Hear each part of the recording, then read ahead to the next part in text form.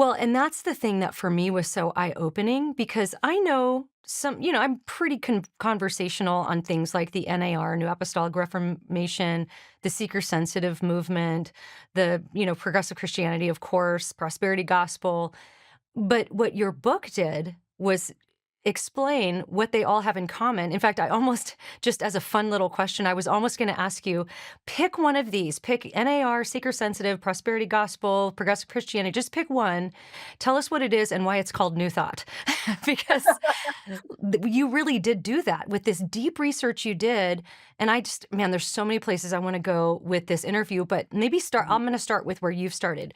So just like you, pretty much everything I had lumped in under this banner of New Age. Like New Age is just a hodgepodge. So, but there's a difference between maybe somebody, and correct me on any of this, I'm still trying to learn this from your amazing research, but there's a difference between maybe somebody collecting crystals and thinking there's some sort of energy force that they're gleaning from that, along with like Reiki and some of these alternative things. And perhaps, some of these things are like going outside of ourself, whereas it seems like with New Thought, it's all within yourself. It's Mhm. like the power that you can harness that's within you.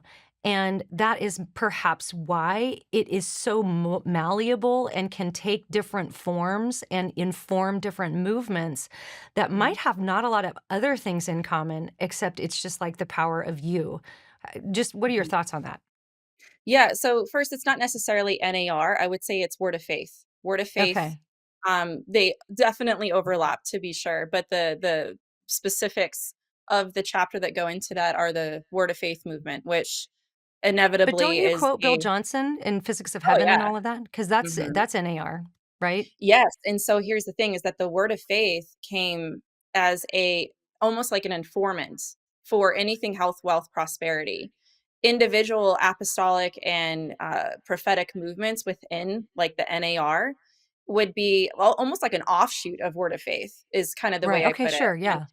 yeah, and I had Holly Pivot read that chapter and give some feedback on it. But yeah, it was hard not to kind of go into another vein there with the NAR. But the Word of Faith movement, the inception of it, it's a straight line, Mm. very very straight line in that regard. But to your question, the basic okay, so this is how I would tell the basic differences between New Age and New Thought. All right, and I outline this. I think it's in chapter 2 of the book of what is this thing um or is it chapter 3, one of those. And the basically it breaks down the difference between new age and new thought. And new age, just giving a list of things that a short list of things that would be considered new age would be like tarot cards, psychic readings, crystal energies, astral projections, star seeds, the sacred geometry. There's a long list of those things. People that would be like into ancient aliens, and it's its own bucket. There's things that fit into that bucket. New thought is made to look Christian. And this is the thesis for why I wrote this book, because the new thought Christian will deceive you before the new age will. Because new age is like it's the red dude with the pitchfork and the ponytail. It's Right. pretty obvious to us, right? And that's why we call it out. It looks and sounds occultic. New thought looks and sounds Christian. And this is why and how it can really deceive you. Where new age is more Gnostic in origin, new thought is more, or no, new age is more Eastern mysticism in origin.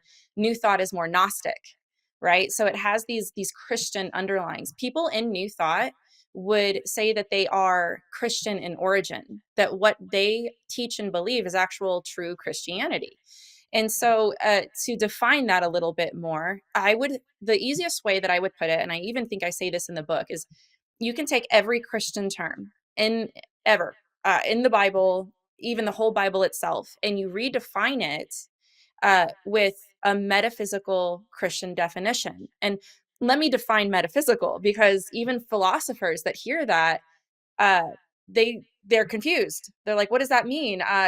Because metaphysical, in a philosophical sense, just you're talking about the things you can't simply put, the things that you can't see about God. And then for new thought, it just means that there's this supernatural, higher way of seeing whatever this is in your world, and including what's in the Bible. So, an example of this is the Christ consciousness. I define this in the book, but a new thought term that people think is new age is Christ consciousness.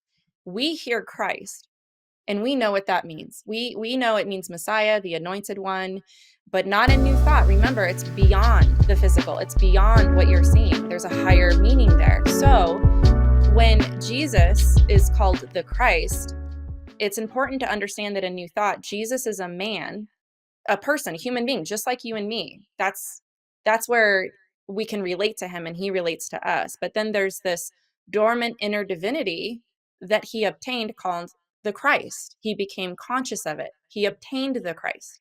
And so that's an example for us. That's what we can do too. You can obtain the Christ. You're just as much Christ as Jesus is.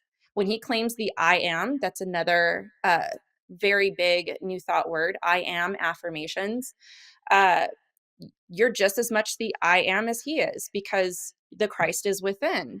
And it gets really messy and muddy, but that's the biggest way I can describe it, you know. And in a sentence, new thought is the positive thinking movement that's in America with Jesus as its mascot. Mm, It's the foundation for the self-help movement.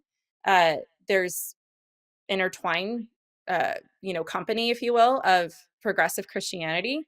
There's new thought pastors that nobody realized were new thought that have impacted our leaders and church leaders today. It's just kind of been hidden, and I'm here to change that.